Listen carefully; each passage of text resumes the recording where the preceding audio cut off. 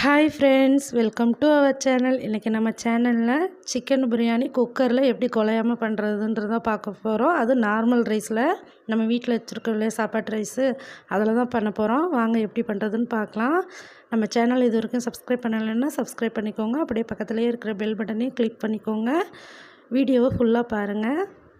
Stove on பண்ணி cooker வச்சுக்கலாம். நான் ஒரு 50 மில்லி நெய் டப்பா இருக்கு இல்லையா, சின்ன டப்பா, அதை எடுத்திருக்கேன். அதில் ஒரு 25 மில்லி அளவுக்கு மட்டும் நெய் சேர்த்துக்கிறேன். முதல்ல கொஞ்சமாக ஆயில் சேர்த்துக்கலாம்.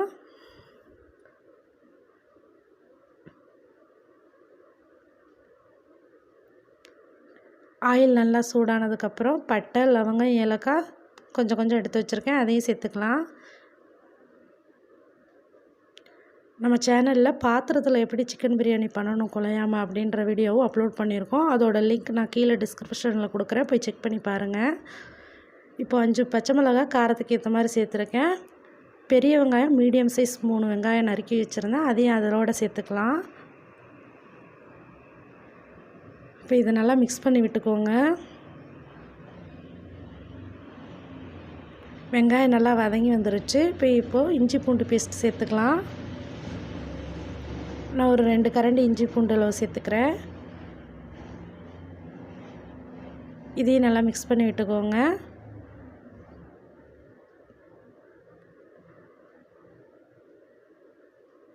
இப்போ இஞ்சி பூண்டு நல்லா வதங்கிருச்சு. இப்போ தக்காளி ஆட் பண்ணிக்கலாம். நான் மீடியம் சைஸ் தக்காளி 2 வெட்டி வச்சுருக்கேன், அதே இதோடு சேர்த்துக்கலாம்.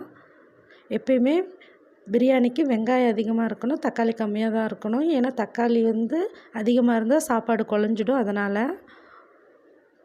இதையும் நல்லா மிக்ஸ் பண்ணி விட்டுக்கோங்க.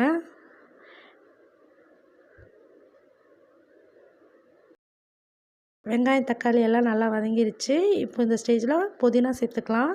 இப்போ என்கிட்ட கொத்தமல்லி இல்லை, அதனால் புதினா மட்டும் சேர்த்துக்கிறேன். வெறும் புதினா மட்டும் போடுறதுல தப்பு இல்லை, அது நல்லா ஃப்ளேவர் கொடுக்கும். இப்போ இந்த கரண்டி அளவுக்கு நான் மிளகாய்த்தூள் சேர்த்துக்கிறேன். நீங்கள் காரத்துக்கு ஏற்ற மாதிரி சேர்த்துக்கோங்க. இந்த டிஷ் ரொம்ப சீக்கிரம் முடிஞ்சிடும். பேச்சுலர்ஸ் சீக்கிரம் ரெடி பண்ணிடலாம். இப்போ ஒரு 1/4 ஸ்பூன் மஞ்சத்தூள், ஒரு 2 ஸ்பூன் அளவுக்கு பிரியாணி மசாலா சேர்த்துக்கிறேன். பிரியாணி மசாலா இல்லைன்னா நீங்கள் சிக்கன் மசாலா சேர்த்துக்கலாம். இப்போ இதை நல்லா மிக்ஸ் பண்ணி விட்டுடலாம். அடி பிடிக்காமல் பார்த்துக்கோங்க, லோ ஃப்ளேமில் வச்சே பண்ணுங்கள். இப்போ நான் ஒரு 2 ஸ்பூன் அளவுக்கு தயிர் எடுத்து வச்சுருக்கேன், அதையும் சேர்த்துக்கிறேன். தயிர் சேர்த்துக்கிறதுனால நல்லா ஃப்ளேவர் இறங்கி வரும், நல்லாயிருக்கும்.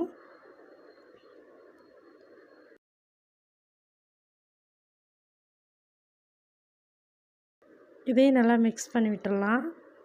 இப்போ நம்ம கழுவி வச்சுருக்க சிக்கனை சேர்த்துக்கலாம். நான் ஒரு 1/4 கிலோ அளவுக்கு தான் சிக்கன் சேர்த்துக்கிறேன். உப்பு மஞ்சத்தூள் போட்டு கழுவி வச்சுக்கோங்க. இப்போ இதை நல்லா மிக்ஸ் பண்ணி விட்டுடலாம். இப்போ நான் 1 கிளாஸ் அரிசிக்கு 2 கிளாஸ் தண்ணி வச்சுருக்கேன். ஏன்னா நம்ம நார்மல் ரைஸில் தான் செய்கிறோம் இல்லையா, அதனால் 1 கிளாஸ் அரிசிக்கு 2 கிளாஸ் தண்ணி வைங்க, சரியாக இருக்கும். நீங்கள் புல்லட் ரைஸ் சீரக சம்பா எடுத்திங்கன்னா 1க்கு 1.5 வச்சா சரியாக இருக்கும். இப்போ தேவையான அளவு உப்பு சேர்த்து மிக்ஸ் பண்ணி விட்டுக்கலாம்.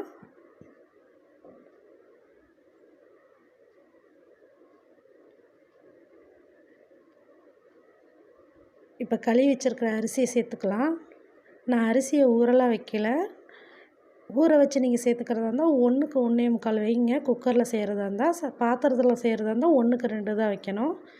இப்போ இதை நல்லா மிக்ஸ் பண்ணி விட்டுடலாம். இப்போ நான் ஒரு 1/2 லெமன் புழிஞ்சு விடுறேன்.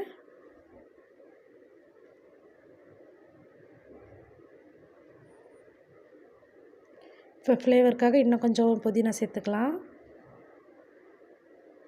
அப்புறம் இன்னும் கொஞ்சம் நெய் சேர்த்துக்கிறேன்.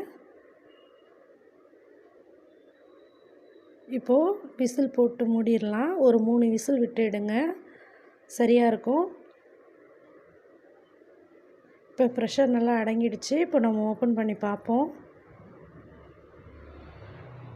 அவ்வளோதாங்க, ரொம்ப சூப்பரான சிக்கன் பிரியாணி ரெடி ஆகிடுச்சு. பாருங்கள், ஒன்றோட ஒன்று ஒட்டலை, நல்லா உதிரி உதிரியாக வந்திருக்கு. நம்ம எப்படி பிரியாணி ரைஸ்லாம் செய்வோமோ அதே மாதிரி வந்திருக்கு. குலையாமல் வந்திருக்கு. இந்த வீடியோ பிடிச்சிருக்குன்னு நான் நினைக்கிறேன். பிடிச்சிருந்தால் லைக் பண்ணி, கமெண்ட் பண்ணி, ஷேர் பண்ணுங்கள். நம்மளோட அடுத்த வீடியோவில் பார்க்கலாம். Bye friends, happy cooking to all.